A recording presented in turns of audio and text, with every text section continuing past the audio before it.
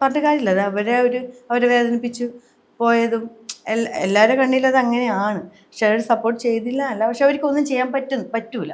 എൻ്റെ കാര്യത്തിൽ അവർക്കൊന്നും ചെയ്യാൻ പറ്റില്ല. പക്ഷെ ഞാൻ 32ാമത്തെ വയസ്സിലൊരു തീരുമാനം എടുത്തു, എനിക്ക് ഇനി പറ്റൂല. കാരണം മാക്സിമം ഒരു സഹിക്കുന്നതിനൊരു പരിധിയുണ്ട്.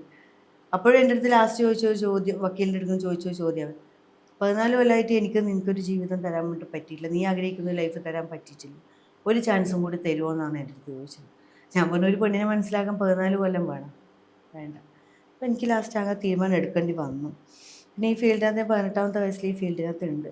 ഒരു 12 വർഷത്തോളം അവനത് അടച്ചിട്ടു. എനിക്ക് എങ്ങോട്ടും ചെയ്യാൻ പറ്റിയില്ല. എൻ്റെ ആഗ്രഹങ്ങളൊക്കെ മൂടിക്കെട്ടേണ്ട ഒരവസ്ഥ വന്നു. ഒരാളോട് സംസാരിക്കാൻ പറ്റില്ല, ഒന്നും ചെയ്യാൻ പറ്റാത്തൊരവസ്ഥ. ഞാൻ ഇത് 32ാമത്തെ വയസ്സിൽ എൻ്റെ മോന് 1.25 വയസ്സാണ്. അപ്പോഴാണ് ഞാൻ വേണ്ടാന്ന് വെക്കുന്നത്. ഒരു വർഷം നാട്ടിൽ വാടകയ്ക്ക് നിന്നു. അന്ന് എനിക്ക് ബ്യൂട്ടി പാർലർ ഉണ്ടായിരുന്നു, ബ്യൂട്ടീഷ്യനായിരുന്നു. 12 വർഷത്തോളം ഞാൻ ബ്യൂട്ടീഷ്യനായിരുന്നു. അപ്പോൾ അവിടുന്ന് ഒരു കൊല്ലം നിന്നപ്പോഴും പിന്നെ അവിടുന്ന് ഞാൻ ഒറ്റപ്പെട്ടു. കാരണം അത് കൂടുതലായിട്ട് ഞാൻ ഒന്നും പറയില്ല, എന്നെ അറിയുന്നവർക്ക് അറിയാം. പിന്നെ ഞാൻ ഇങ്ങോട്ടേക്ക് ഒരു ഒളിച്ചോട്ടം പോലെയാണ് ഞാൻ ഇങ്ങോട്ടേക്ക് തിരുവനന്തപുരത്തേക്ക് ഞാൻ വരുന്നത്. ഞാൻ ഇവിടെയാണെന്ന് ഒരാളോടും പറഞ്ഞില്ല. അപ്പം എനിക്കെന്തോ ദൈവം തരുന്നത് പോലെ എൻ്റെ ഒരു ചെറിയൊരു കഴിവിന് ഞാൻ പറയും, ഇപ്പം 4 ആൾ കാണുമ്പോൾ ഇന്ന സീരിയലിൽ അഭിനയിച്ച ആളല്ലേ ഇന്ന സീരിയൽ, അങ്ങനെ എനിക്കൊരു ഭദ്ര എന്ന് പറയുന്ന സീരിയലിൽ ഒരു അവസരം കിട്ടി. പിന്നെ എൻ്റെ ഭാഗ്യം എന്ന് പറയാം, 22 സീരിയൽ ഇത് 23ാമത്തെ സീരിയൽ ചെയ്യുന്നു.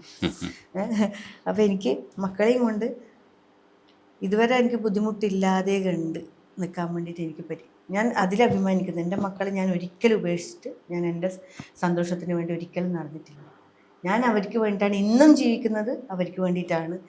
അവർക്ക് ഇത്രയും നാൾ ഞാൻ കൊടുത്ത ഒരു കരുതലാവാം, ആ സ്നേഹമാവാം ഇന്ന് ഏട്ടനെ വിവാഹത്തിലേക്ക് എത്തിച്ചത്. പക്ഷെ നേരെ മറിച്ച് മക്കൾ പറയും, ഒരുപാട് ആൾക്കാർ ഉപദേശിക്കാനുണ്ടാവും.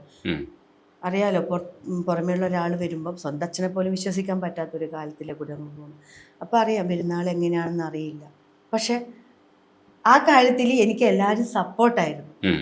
ഒരാൾ പോലും ഏട്ടനെ കുറിച്ച് മോശം പറഞ്ഞിട്ടില്ല. നല്ലൊരു അച്ഛനായിരിക്കും, നല്ലൊരു ഭർത്താവായിരിക്കും, നിനക്ക് കിട്ടുന്ന ഭാഗ്യമാണ്, നിൻ്റെ ലക്കാണ്, നിൻ്റെ മക്കളുടെ ലക്കാണ്, നീ ഇത്രയും നാൾ അനുഭവിച്ചതിന് ദൈവം തരുന്ന ഒരു സമ്മാനം പോലെ നീ അത്രയും സ്നേഹിച്ച് ജീവിക്കണം, മക്കൾക്ക് നല്ലൊരു അച്ഛനെ കിട്ടും, നിൻ്റെ കഷ്ടപ്പാടുകളൊക്കെ മാറുന്നുണ്ട്. സത്യമാണത്. ഞാൻ ആദ്യം വിചാരിച്ചത് എൻ്റെ മക്കൾക്ക് അപ്പാന്ന് വിളിക്കാൻ ബുദ്ധിമുട്ടാവുമോ എന്നുവെച്ചാൽ, സാധാരണ ഒരാൾ ജീവിതത്തിലേക്ക് കയറി വരുമ്പം ഇത്രയും നാൾ എൻ്റെ കൂടെ ഞാൻ ചേർത്ത് വെച്ച നമ്മൾ 3 ആളും മാത്രമായിരുന്നു. അതിൻ്റെ ഇടയ്ക്ക് ഒരാൾ കയറി വരുമ്പം ആ ഒരു സ്നേഹം അവിടെ വിട്ടു പോകുമെന്നൊക്കെ പേടിയുണ്ടാവും.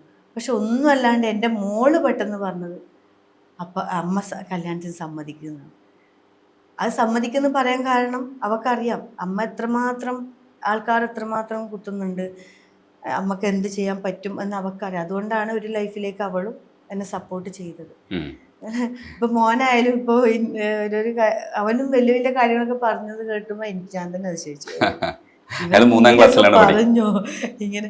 അപ്പൊ അവനും ലൈഫ് കണ്ടോണ്ടിരിക്കല്ലേ, ഓരോരോ പ്രശ്നങ്ങൾ കണ്ടോണ്ടിരിക്കല്ലേ.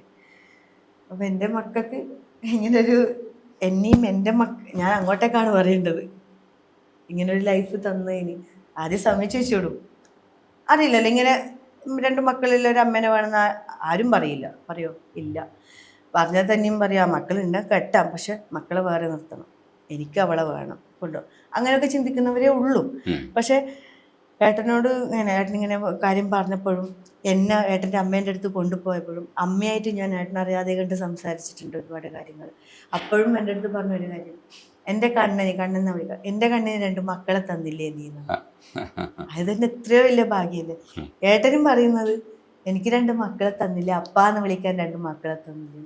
ഞാൻ ആദ്യം വിചാരിച്ചു മക്കൾ അംഗീകരിക്കൂല, അപ്പാന്ന് വിളിക്കാനൊക്കെ എന്നോട് ചോദിച്ചായിരുന്നു ഞാൻ എന്താ വിളിക്കേണ്ടതൊക്കെ. മോള് കുറച്ച് വലുതായതുകൊണ്ട് ആദ്യം ഇങ്ങനെ പറയില്ല, പ്ലസ് 2 കഴിഞ്ഞു, ബുദ്ധിമുട്ടല്ലേ, എങ്ങനെ പെട്ടെന്ന് ഒരാളെ എങ്ങനെ അംഗീകരിക്കും.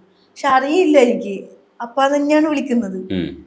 അവള് വിളിക്കും, മെസ്സേജ് വിടും. മോനായാലും അങ്ങനെ തന്നെ. അപ്പൊ ഇപ്പം മോൻ എല്ലാവരോടും പറയുന്നത് എന്താ അറിയാം, എനിക്ക് അമ്മേനെക്കാളും ഒരു പിടി എനിക്ക് അപ്പാനോടാണ് സ്നേഹം. അപ്പൊ നല്ല സ്നേഹമാണ്. ഇങ്ങനെ അവൻ വലിയ ആളെ സംസാരമാണ്. മോള് പിന്നെയും കുറച്ചൊരു പതുക്കെ സംസാരിക്കും. മോള് രണ്ടും മക്കളും അംഗീകരിച്ചു. എൻ്റെ മക്കളെ എന്നെയും ഏട്ടനും ഏട്ടൻ്റെ വീട്ടുകാരും സ്വന്തം മരുമോളായിട്ടല്ല, എൻ്റെ മോളെ പോലെയാണ്. സ്വന്തം ഏട്ടൻ്റെ പോലെ പറയാൻ പാടില്ല, പ്രശ്നമാണ്. ഭയങ്കര അടിപൊളി ഇതൊന്നും പറഞ്ഞു. മോളെ തന്നെയാണ് ഇവിടുത്തെ അമ്മക്കും അപ്പാക്കും. അല്ല, പോലെ എന്ന് പറഞ്ഞു കഴിഞ്ഞാൽ ആ കമ്പാരിസൺ പോലെ ഇല്ല.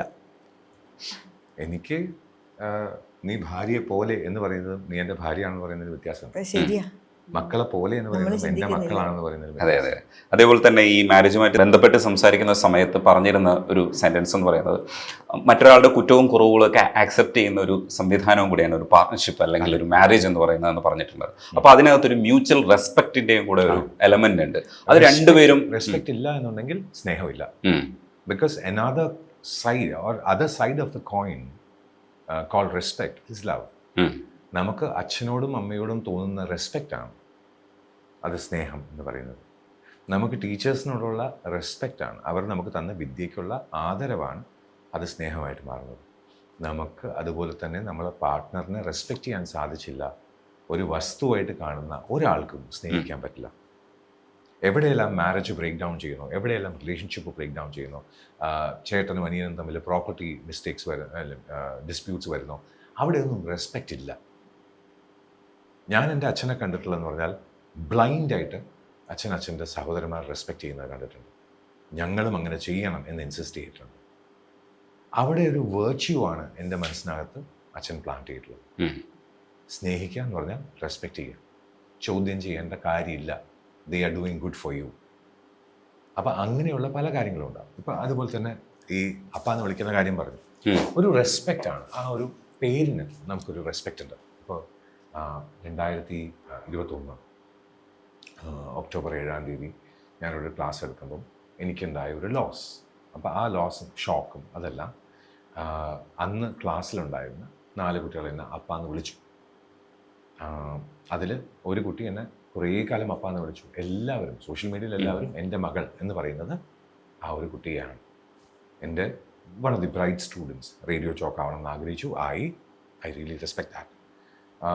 ഒരു ജംഗ്ഷൻ എത്തിക്കഴിഞ്ഞപ്പം എനിക്കെല്ലാം തനിയെ പറ്റും എന്ന് തോന്നിയ സമയത്ത് എവിടെയോ ഉണ്ടായ ഒരു തെറ്റിദ്ധാരണയുടെ പേരിൽ പ്രോബബ്ലി അപ്പാന്ന് വിളിക്കാതെയായി ആൻഡ് മൂവ്ഡ് ഓൺ. അപ്പോൾ ഇന്ന് സോഷ്യൽ മീഡിയ എവിടെയെല്ലാവോ തപ്പിക്കഴിഞ്ഞപ്പം ഞാൻ എൻ്റെ മകളുടെ കൂടെ എന്ന് പറയുന്ന ആ ഒരു വീഡിയോ കണ്ടിട്ട് വളരെ മോശമായിട്ട്, അതായത് മകളുടെ പെർമിഷൻ വാങ്ങിച്ചില്ല, അഹങ്കാരിയായ കൃഷ്ണനൊക്കെ എന്തോ പറഞ്ഞത് കേട്ടിട്ട് എൻ്റെ അടുത്ത് അത് നിർത്താൻ പറയണം എന്ന് ഇന്ന് എന്നെ വിളിച്ചു. കുറേ കാലം കഴിഞ്ഞിട്ട് ഇപ്പോഴാണ് വിളിക്കുന്നത്, അതൊന്ന് നിർത്താൻ പറയണം.